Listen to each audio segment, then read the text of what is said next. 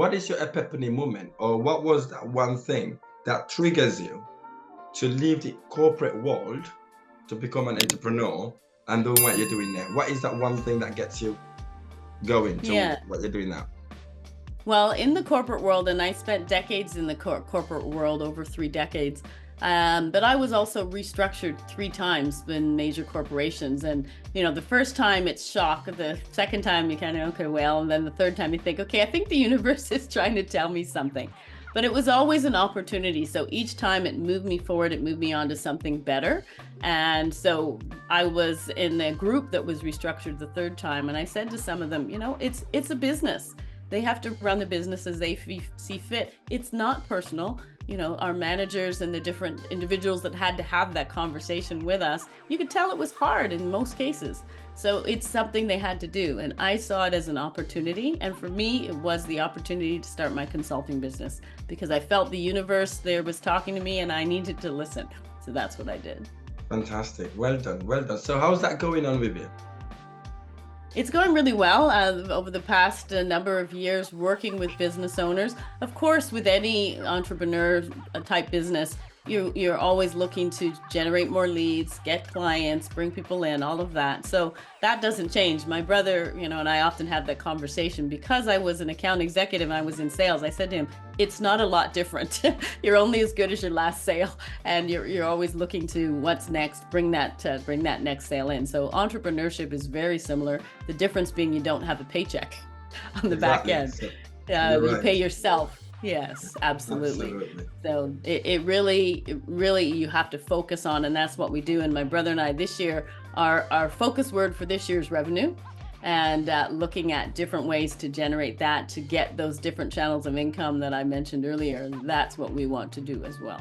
So looking at starting that business to where it is now, what were your biggest challenges you faced when you started that adventure, and how did you able to overcome it?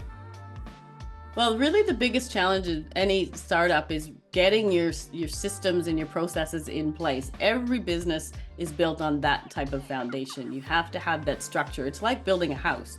You have to have that structure to be able to build from. And without that, you can't start putting on a roof of a house and not have the wall set up and not have the floor set up. So business is the same. So working on your systems, your processes, understanding how you're going to get your product or service from creation to client is key. So being able to get that in place. And for a lot of entrepreneurs, it's all about them doing the work, getting things in place, setting everything up. As soon as you can bring others in, whether it's a virtual assistant, I will say your first two engagements you need from whether it's a contract or employment perspective are a lawyer and an accountant. If you haven't studied in any of those two fields, you shouldn't be doing those two things. So, and then you can also add a bookkeeper as well to that. So those are your first steps. And then from there, you look at what else can I either delegate or eliminate, and doesn't need me as the owner, as the founder, to be able to do. And that's where a lot of businesses struggle. And my brother and I have used that same formula to be able to bring others in to do some of what we do. As a consultant, it's a little different to having a product, because a product you can have others make. As a consultant, you really need to, or a service-based business, you really need to see what elements can you have others assist you with in what you're doing that don't take you to do, or have something, a course, a program that you've done that's separate to you doing it live, possibly, that you can now have as an additional revenue stream. So you really have to look at that, and those are the elements that we're putting in place as well. Suppose then I am a marketing, maybe consultant. I'm looking to start my marketing business. I know a lot about marketing, obviously. That's the reason I want to start that business. So, but I haven't got exposure of running a business. So what advice would you have for someone like that? Yeah. Well, I will say I don't typically work with startups. I'll usually work with businesses that are a little further down the road, so they have something that I can work on. But as a startup, I would suggest it's no different to what I just talked about, which is having that foundation in place to be able to, whether you're doing marketing, whether you're doing a product, service, doesn't matter. You still want to have that foundation of your processes in place, and make sure you really touch on 5 key business areas. So what's your leadership and management going to look like? Your sales, your operations, your marketing, and your finance. And those are the areas of business that are key for each business. So I start with categorizing the systems and things that need to go into each of those areas. Now, they may not each be a priority to start with, but you're going to touch on all those areas for what it takes to have your business in place. And for a startup, also, you want to do some type of testing, some type of prototype, whether it's a service or a product, to test the market to see if this is actually something that can make money.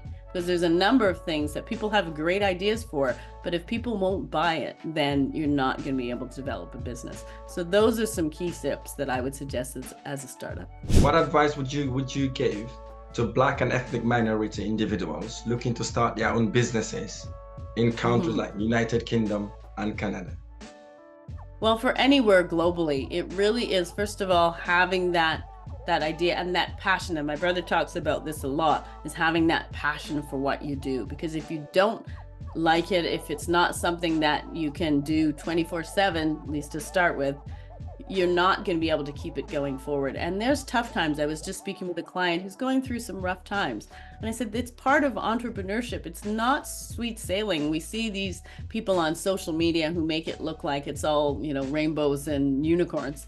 And it isn't. It's tough. So that's the thing. If you want to make sure that you're going to be able to weather those storms and get through. So that's the first thing, to have something that you are through thick and thin, you're going to stick by it and you're going to make it happen. And then know that you can do it. Know that, yes, what you see on social media, that's often inflated. But if you have the drive and the passion, that's getting you halfway there. Then you take that idea and you can move forward with that. But it's enabling yourself and being your own motivator, as well as knowing that you can do it. Others have done it and you can do it too. So there's really being able to believe in yourself and have that confidence, and talk to others. Don't operate in a silo where it's just you. Talk to other business owners, talk to others where you have your idea, talk to others as you get things moving, talk to successful business owners, talk to people that are where you want to be. And that will help you to really get started and know, okay, you know what, I can do this. No NBA player or golfer or any Olympic athlete starts out and all of a sudden they're there. You've got to put in the time, you've got to put in the work, and in some cases you got to put in the years to get to that. But when you do, you have that reward.